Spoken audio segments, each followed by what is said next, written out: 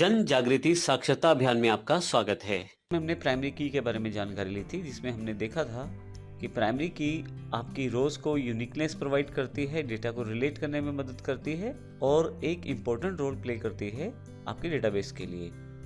इस सेशन में हम फॉरेन की बात करने वाले हैं। फॉरेन की असल में प्राइमरी की का ही एक प्रयोग है, जिसमें हम अपने डेटा को रिलेट कर सकते हैं जो अलग अलग टेबल्स में डेटा हमारे पास पड़ा है। लेकिन इससे पहले कि मैं फॉरेन की बात करूं, पहले यहाँ पे मेरे पास एक टेबल है एग्जाम्पल के रूप में, उसकी जानकारी लेते हैं ताकि हमें फॉरेन की क्यों यूज़ करें इसकी जानकारी हो जाएगी।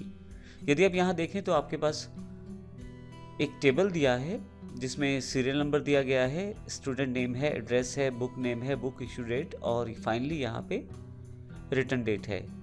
मैं इसमें कुछ इस तरह डेटा स्टोर करना चाहता हूँ कि स्टूडेंट का नाम, उसका एड्रेस, बुक का नाम जो उसने इशू करवाई है, बुक का इशू डेट और जब वो रिटर्न करेगा तो उसका रिटर्न डेट। इस तरह से सभी स्टूडेंट्स के लिए मैं स्टोर कर सकता हूँ। अब यहाँ मेरे साथ प्रॉब्लम ये आ रही है कि मान लीजिए कोई नई बुक आती है मेरे पास लाइब्रेरी में, तो उसको कैसे ऐड करूँ यहाँ पे मैं, क्योंकि अगर मैं ऐड करना चाहूँ तो प्राइमरी की फील्ड स्टूडेंट आईडी है और मान लीजिए मैं बुक ऐड करना चाहता हूँ PHP MySQL की। अब वो तब तक ऐड नहीं कर सकता जब तक यहाँ पे कोई स्टूडेंट मैं ना डालूँ। अब स्टूडेंट नहीं आएगा तो बुक भी एंटर नहीं कर पाऊंगा। इसी तरह से कोई स्टूडेंट मेरे पास स्कूल या इंस्टीट्यूशन छोड़ देता है तो मुझे उसका रिकॉर्ड डिलीट करना है। अब मान लीजिए मैं 2 नंबर रिकॉर्ड डिलीट करना चाहता हूँ, लेकिन प्रॉब्लम ये है कि अगर मैं 2 नंबर रिकॉर्ड डिलीट करता हूँ, उसके साथ साथ मैं न केवल रिकॉर्ड डिलीट करूंगा जो नैना से रिलेटेड होगा, स्टूडेंट से रिलेटेड होगा, बल्कि जो बुक इन्फॉर्मेशन है उसे भी डिलीट करूंगा, लाइब्रेरी इन्फॉर्मेशन है उसे भी डिलीट करूंगा, क्योंकि बुक का नाम सी लैंग्वेज है, ये भी रो के साथ खत्म हो जाएगा record, book issue date record खत्म हो जाएगा। तो ये एक बड़ी समस्या रहेगी मेरे साथ। तो इस तरह के इश्यूज को सॉर्ट आउट करने के लिए आप बड़े डेटा को छोटे टेबल्स में बांट सकते हैं, जिसमें मैं आसानी से अपने डेटा को रख सकता हूँ कुछ इस तरह से। जैसे मैंने यहाँ पे एग्जांपल लिया है, एक टेबल मैंने स्टूडेंट बना दिया है और एक टेबल मैंने लाइब्रेरी बना दिया है। जो टेबल स्टूडेंट है उसमें केवल स्टूडेंट से रिलेटेड डेटा को फीड किया गया है, जैसे स्टूडेंट का नाम और एड्रेस, और जो लाइब्रेरी टेबल है उसमें बुक्स से रिलेटेड डेटा को फीड किया गया है। अब यहाँ पे यदि आप ध्यान दें तो हमें इंफॉर्मेशन को हमने अलग अलग कर दिया है। पहले वाले में सिर्फ स्टूडेंट का डेटाबेस, दूसरे वाले में सिर्फ बुक्स का।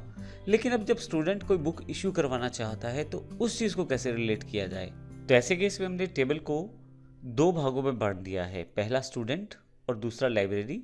तो पहले टेबल में जो स्टूडेंट का प्राइमरी की फील्ड है, जैसे स्टूडेंट आईडी, उसी को हमने दूसरे टेबल में दोबारा प्रयोग कर लिया है, लेकिन एज अ फॉरेन की। अब इस केस में फॉरेन की का मतलब क्या हुआ, जब आप डेटा रिलेट करने के लिए एक टेबल की प्राइमरी की को दूसरे टेबल में प्रयोग करेंगे तो वहां पर जाकर वह फॉरेन की कहलाएगा। लाइब्रेरी टेबल में हमारे पास स्टूडेंट आईडी जो है एक फॉरेन की है। अब इसका बेनिफिट क्या है, अब देखिए हमने यहाँ पे बुक आईडी अलग रखा है, बुक आईडी लाइब्रेरी टेबल का प्राइमरी की है और स्टूडेंट आईडी जो है वो स्टूडेंट टेबल का प्राइमरी की है। अब स्टूडेंट टेबल का प्राइमरी की हमने यूज़ कर लिया यहाँ लास्ट में, और अब मुझे सारा डेटा स्टोर करने की ज़रूरत नहीं है, केवल स्टूडेंट आईडी से ही मैं उस पर्टिकुलर स्टूडेंट को रेफ़र कर सकता हूँ। जैसे उदाहरण के लिए यहाँ पे हमारे पास B1 है MS ऑफिस, उसके बाद बुक इशू डेट है, बुक रिटर्न डेट है और फाइनली स्टूडेंट का आईडी है। बाकी इन्फॉर्मेशन अलग से डेटाबेस में स्टोर है। अब ऐसे केस में अगर किसी कारण से मुझे बुक का रिकॉर्ड डिलीट करना है या लाइब्रेरी का रिकॉर्ड डिलीट करना है तो उसका कोई भी फ़र्क स्टूडेंट के डेटा पे नहीं पड़ेगा। और इसी तरह से अगर मुझे स्टूडेंट का डेटा कुछ डिलीट करना है, मान लीजिए S1 का रिकॉर्ड मुझे नहीं चाहिए, तो उस केस में मैं आसानी से डिलीट कर सकता हूँ या अपडेट कर सकता हूँ, और दोनों टेबल इंडिपेंडेंटली काम कर सकते हैं और उस डेटा रेफरेंस के साथ। दूसरा सबसे इम्पोर्टेंट पॉइंट ये है, आप इसमें डेटा इंटीग्रिटी को सेटअप कर सकते हैं। जैसे अब स्टूडेंट आईडी जो हमारे पास स्टूडेंट में है उसमें जहाँ तक सीरीज़ है, मान लीजिए मेरे पास 3 रोल नंबर हैं, तो किसी स्कूल या कॉलेज में इन्हीं 3 रोल नंबर्स को अलाउड है कि वो बुक इशू करवा सकते हैं। किसी भी तरह से मैं 4 रोल नंबर या 5 रोल नंबर को बुक इशू नहीं कर सकता, क्योंकि वे एग्जिस्ट ही नहीं करते। लेकिन मैन्युअली इसे चेक करने के बजाय अगर हम RDBMS से करते हैं तो वहाँ पे रिस्ट्रिक्शन स्वयं ही लग जाती है और आप किसी